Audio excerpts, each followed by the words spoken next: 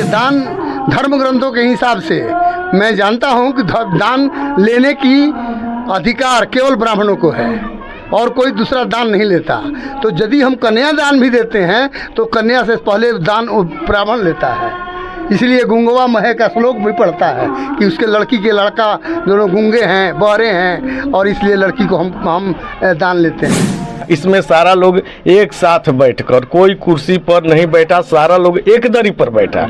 उसमें रहता है कि नहीं भाई पंडित जी हैं तो उनको कुर्सी पर बिठाया जाए, कंबल पर, लेकिन इसमें तो नहीं है। इसमें तो एक साथ दरी बिछा दिया गया। जो भी पंडित बने हुए हैं या जो गार्जियन है या आम आदमी है, सारा लोग एक साथ बैठ कर के कथा को सुना और उसको गुन रहा है। कथा हुआ तो हमारे हिंदी भाषा में हुआ। अच्छा। और जो पंडित जी लोग आते हैं तो अपना संस्कृत में क्या मंत्र पढ़ते हैं किसी को पता नहीं चलता है। पिता जो है से ब्रह्मा है और माता जो है से विष्णु, और जो गुरु जो है जो ज्ञान देता है, ये 3 देवता होते हैं, माता पिता और गुरु। इसके बाद चौथा कोई देवता है ये नहीं है। मुहूर्त का आप मानते हैं क्या? मुहूर्त क्या है? हमारा और आपका विचार मिल गया, वही मुहूर्त है। समता विचार मंच में आप तमाम दर्शकों का बहुत बहुत स्वागत है। अभी हम हैं चरपोखरी ब्लॉक के मलौर गांव में। यहां एक बौद्ध विधि से शादी हो रही है। आइए थोड़ा सा इनके गार्जियन से हम पता करते हैं कि बौद्ध विधि से और नॉर्मल शादी में यहां क्या अंतर है। सबसे पहले कहते हैं सर, आपका मेरे चैनल पर स्वागत है। बहुत बहुत धन्यवाद मंटू जी।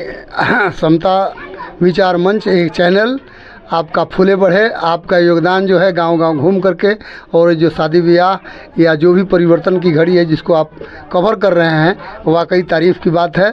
बहुत बहुत धन्यवाद सर। यहाँ पर और शादी की अपेक्षा वहाँ सत्यनारायण के बाबा कथा कहते हैं, आप लोग बुद्ध की कथा कहते हैं। दोनों में कुछ अंतर समझाइएगा सर कि सत्यनारायण भगवान की कथा कहने से लोग धनवान हो जाता है, करोड़पति हो जाता है, स्वर्ग की बातें होती है, और आपके बुद्ध कथा में क्या ऐसा है कुछ है?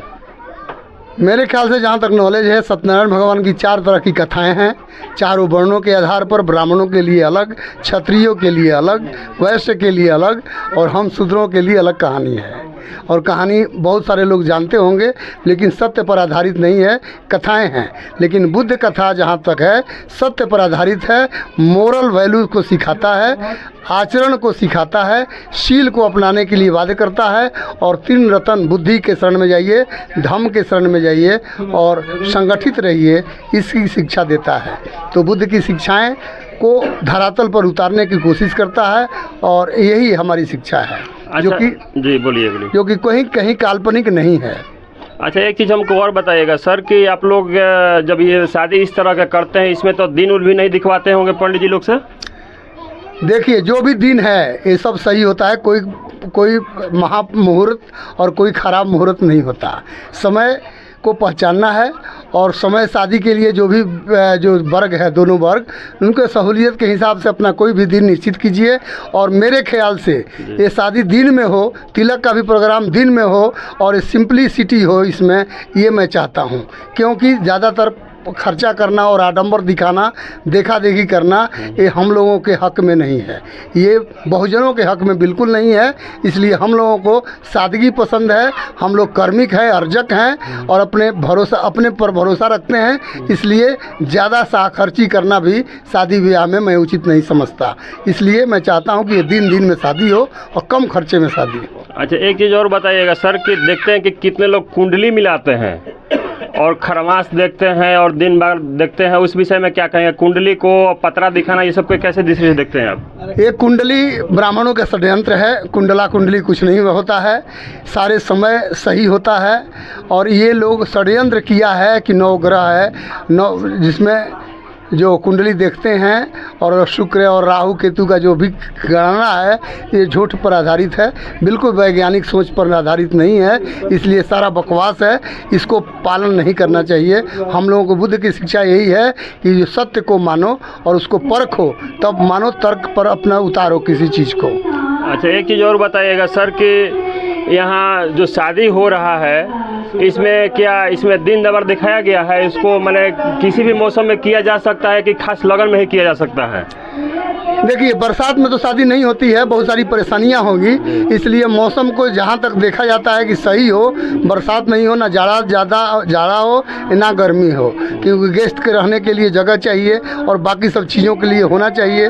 तो इसलिए सही समय जो यही है कि ना अति वर्षा और ना अति धूप, मौसम सही हो शादी के लिए, उचित सही शादी मानना चाहिए। कोई इसमें शुभ कर्म और कुकर्म नहीं होता है। अच्छा, इस शादी में आप लोग दहेज प्रथा को किस दृष्टि से देखते हैं? दहेज प्रथा में लेने देने की बात होती है या नहीं? वैसे तो दहेज कानूनन जुर्म है, लेना और देना, लेकिन हमारे समाज में ये सबको पता है कि ये सब चलता है। मेरा अपना मानना है कि लड़की को योग्य बनाइए, उसके पैरों पर खड़ा होने दीजिए, लड़का को भी योग्य बनाइए, अपने पैरों पर खड़ा हो, लड़का लड़की की तभी शादी होनी चाहिए। ये सही उत्तम शादी है, इसमें दहेज का कहीं कोई स्थान नहीं है। और ये जो सामंजस्य है, दहेज एक कुरीति है, जो देता है वो भी दोषी है और जो लेता है वो भी दोषी है। तो दोनों हम लोग बुद्ध के हिसाब से लड़की और लड़का में कोई फर्क नहीं है, लेने देने वाली बात तो बिल्कुल नहीं है, होनी चाहिए। एक चीज़ और हम आपसे पूछना चाहते हैं सर कि लोग कहते हैं कि हम अपने बेटी को कन्या दान करते हैं, बेटी दान देने वाली चीज़ है क्या? हाँ, लोग पढ़ते नहीं हैं, जानते नहीं हैं। ये दान धर्म ग्रंथों के हिसाब से मैं जानता हूँ कि दान लेने की अधिकार केवल ब्राह्मणों को है और कोई दूसरा दान नहीं लेता। तो यदि हम कन्या दान भी देते हैं तो कन्या से पहले दान ब्राह्मण लेता है। इसलिए गुंगवा महे का श्लोक भी पढ़ता है कि उसके लड़की के लड़का दोनों गूंगे हैं, बहरे हैं, और इसलिए लड़की को हम दान लेते हैं। और ये सिस्टम बहुत बिल्कुल गलत है, घिनौना है। ये कानून लगा करके बंद किया गया था अंग्रेज के ज़माने में। जो भी चल रहा है हमारी अशिक्षा के कारण, हम लोगों को शिक्षा पढ़ने नहीं दिया गया। अब के युग में हम लोग पढ़ रहे हैं और यथार्थ को समझ रहे हैं, इसलिए हम अपने समाज में गांव-गांव घूम करके जागृति करते हैं कि दान वान की कन्या बिल्कुल गलत है और ये नहीं होना चाहिए। पहले तो बहुत सारी कुरीतियाँ समाज में थी, अब धीरे धीरे जैसे जैसे शिक्षा का प्रसार हो रहा है, हमारी कुरीति, अंधविश्वास, पाखंड, भाग्यवाद, भगवानवाद सारा कुछ कम हो रहा है। अच्छा, एक चीज़ और लास्ट में बताइए सर कि जो शादी बीत जाती है तो 2 या दिन बाद या 3 दिन बाद चौठारी लोग करते हैं, इस विषय में क्या कहेंगे? ये सारी गलत बातें हैं। शादी में कुछ नहीं है। जब लड़का लड़की जवान हो गया, अपने पाँव पर खड़ा है, तो अपने माँ बाप के या गांव घर के सामने एक दूसरे का हाथ पकड़ लेते हैं। शादी का सही रूप यही है। शादी के बाद भी हमें कोर्ट में जा कर के रजिस्ट्रेशन करना पड़ता है। वही सबसे बड़ा अधिकार है जो हमारा संविधान के संगत है। संविधान भी यही चाहता है कि शादी का रजिस्ट्रेशन हो। ये ब्राह्मण से शादी कीजिए, चाहे बौद्धिक रीति से कीजिए, अर्जक रीति से कीजिए, आपको रजिस्ट्रेशन जाकर कोर्ट में कराना होता है। वही उसका अधिकार है, क्योंकि देश संविधान से चलता है, संविधान के नियम से चलता है, किसी ब्राह्मण और किसी बौद्धिक रीति से नहीं चलता है। अच्छा, आपके कहने का मतलब सर कि और जो शादी होती है उसमें बेटी पक्ष के तरफ से चाहे बेटा पक्ष की तरफ से कोई सबूत नहीं रहती है, और इस शादी में दोनों लोगों को सर्टिफिकेट दिया जाता है, बेटी पक्ष को भी और वर पक्ष को भी, और एक कमेटी में रहती है। ये बात कहाँ तक सत्य है? हाँ बिल्कुल, ये जहाँ तक भी सर्टिफिकेट का सत्य ही है। अर्जक संघ और चाहे बुद्ध संघ जो भी शादी करती है, इसमें आप सर्टिफिकेट दिया जाता है। जब तक रजिस्ट्रेशन नहीं कराते हैं तब तक ये सर्टिफिकेट वैलिड रहता है 6 महीना के लिए। कानूनन इसका व्यवधान है, प्रावधान बना हुआ है। इसलिए उनके ब्राह्मणवादी के अपेक्षा जहाँ कहीं कोई लिखित प्रमाण नहीं है, ये एक प्रमाण साबित होता है और रजिस्ट्रेशन के पहले इस सर्टिफिकेट की वैल्यू होती है। चलिए, बहुत बहुत धन्यवाद सर, आप लोगों ने इतना बीके सर के साथ सुना। अब हमारे सामने है एक नौजवान साथी, थोड़ा सा इनसे बात करते हैं। साथी, आपका मेरे चैनल में बहुत बहुत स्वागत है। समता विचार मंच में के जितने भी दर्शक हैं उन सभी को धन्यवाद करता हूं और आपसे लोग से गुजारिश करता हूं कि इस चैनल को ज़्यादा से ज़्यादा सब्सक्राइब कीजिए, लाइक कीजिए और शेयर कीजिए। अच्छा भाई, ये शादी से कहाँ तक संतुष्ट हो? माने ये शादी अच्छा है या बुरा है, और सब शादी की अपेक्षा कैसा लगा ये शादी? ये जो शादी है एक बौद्धिक शादी है, जिसमें विषमतामूलक जो चीज़ें हैं उसको ख़त्म किया गया और समतामूलक व्यवहार का आचरण में लाया गया। आपका स्वागत है। जी जी, बहुत बहुत से आपका धन्यवाद जो कि आप आए यहाँ पर। हमारे यहाँ जो बौद्ध रीति रिवाज से आज जो तिलक का कार्यक्रम हुआ, बहुत अच्छा हमको लगा। जैसा कि वो जो शादी विवाह होता है उसमें थोड़ा सा पाखंड और दिखावा होता है, लेकिन इसमें एकदम समता मूलक समता विचार का भी कार्य हुआ और इसी तरह से होता रहेगा तो पूरी देश में जो अमीर गरीब छुआछूत ऊंच नीच का जो भेदभाव रहता है उसमें इसमें इस समाज में नहीं है। जो कि बुद्ध जी जो हैं वो कभी दिखावा नहीं करते थे कि हम आपको स्वर्ग की लालच दे देंगे, लेकिन वो जो ब्राह्मणवाद है उसमें तो दिखावा होता है कि नहीं स्वर्ग, जैसा कि टीवी में दिखाया जाता है कि भाई स्वर्ग ऐसा है, कभी ब्लू दिखाया जाता है, हरा दिखाया जाता है, लेकिन भगवान बुद्ध ने कभी एथी का नहीं दिखाया, स्वर्ग का रास्ता नहीं दिखाया। स्वर्ग नर्क आपका कर्म है, जैसा आप कर्म कीजिएगा वैसा आपको फल मिलेगा। अब लोग को आता है कि नहीं हम भाई हमारा भाग्य में नहीं है। अरे तो भाग्य के यहाँ कुछ लिखा है? भाग्य में नहीं था कि लड़का का उसी रीति रिवाज से हो, भाग्य बिगड़ गया। अरे जैसा हमने काम किया आज कि नहीं, हम भगवान बुद्ध की विचार से हम शादी करेंगे, आज तिलक करेंगे, उसी अनुसार से आज हुआ तिलक का कार्यक्रम। सारा लोग एक साथ बैठकर, कोई कुर्सी पर नहीं बैठा, सारा लोग एक दरी पर बैठा। उसमें रहता है कि नहीं भाई पंडित जी हैं तो उनको कुर्सी पर बिठाया जाए, कंबल पर, लेकिन इसमें तो नहीं है। इसमें तो एक साथ दरी बिछा दिया गया। जो भी पंडित बने हुए हैं या जो गार्जियन है या आम आदमी है, सारा लोग एक साथ बैठ कर के कथा को सुना और उसको गुन रहा है कि हमको क्या करना है, उस तरफ जाना है कि इस तरफ जाना है। तो ये लोग बोल रहे हैं कि नहीं हम बुद्ध भगवान को एकदम हृदय से लगाते हैं, हृदय से हम लगा करके कथा सुने और पढ़े, और इसको आगे भी हम लोग चाहते हैं कि इस प्रोग्राम को ज़्यादा संख्या में जो भी अब शादी विवाह होगा, श्राद्ध कर्म भी होगा, हम इसी रीति रिवाज से करेंगे। अच्छा, तो हमको बहुत अच्छा लगा। अच्छा, एक चीज़ और बताइएगा कि आप लोग इस विधि से शादी कर रहे तो दिन तो पंडित जी लोग से दिखवाए होंगे? नहीं, यानी कि दिन भी हम लोग पंडित जी से नहीं दिखवाते हैं? नहीं नहीं नहीं, जब इस रीति रिवाज से करना है तो एक अपना शुभ मुहूर्त देख लेना है कि नहीं भाई हमारा ये दिन अच्छा है, दोनों घर का सामंजस्य जुटा, इस दिन को आप आइए, तिलक होगा। मुहूर्त को आप मानते हैं क्या? मुहूर्त क्या है, हमारा और आपका विचार मिल गया वही मुहूर्त है।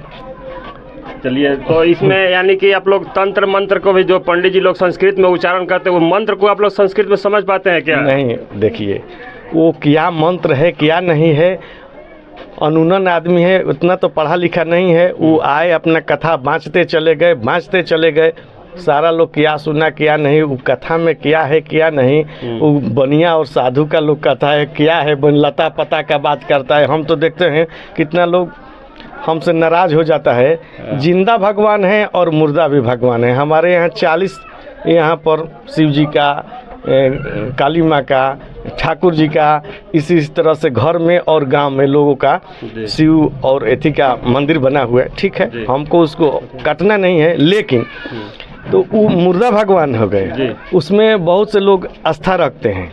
और एक जिंदा भगवान है कि मान लीजिए कि हमारे पिताजी चाहे बगल के कोई भी गार्जियन नौकरी करते थे, पेंशन आ गए तो उनका तो पैसा मिलता है, पेंशन महीनवा दिन मिल जाता है, लेकिन उस भगवान के यहाँ पेंशन नहीं मिलता है।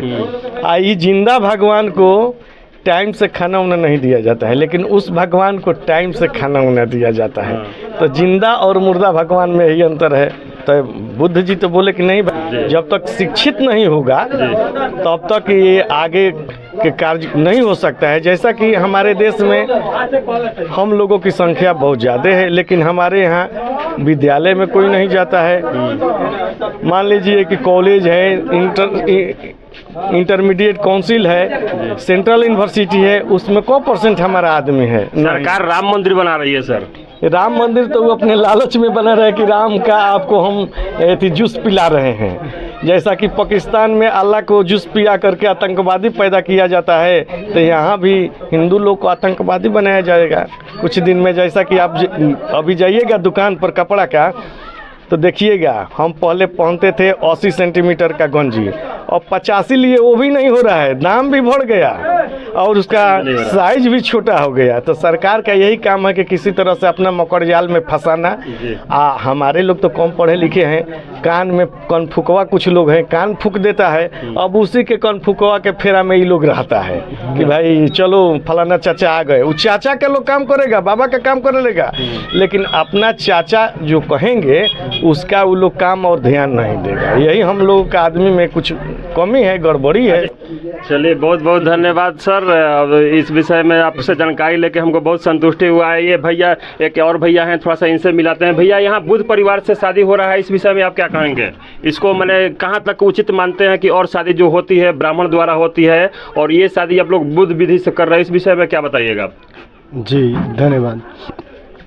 उस शादी में और इस शादी में ये अंतर है कि अभी जो यहाँ बुद्ध कथा हुआ तो हमारे हिंदी भाषा में हुआ। अच्छा। और जो पंडित जी लोग आते हैं तो अपना संस्कृत में क्या मंत्र पढ़ते हैं किसी को पता नहीं चलता है। अच्छा। और यहाँ पर त्रिशरण पंचशील का पाली में भी और उसका हिंदी भी बताया गया है, ठीक ना, तो इसे समझ में आता है। अच्छा, और इसमें बहुत सारा पखंड जो है नहीं होता है जो ब्राह्मणवाद में होता है। और बुद्ध का जो विचार है तो जो पंचशील अपना लेगा लोग, जब पंचशील की शिक्षा सारे जगह फैल जाएगी तो खुद सबके घर स्वर्ग हो जाएगा।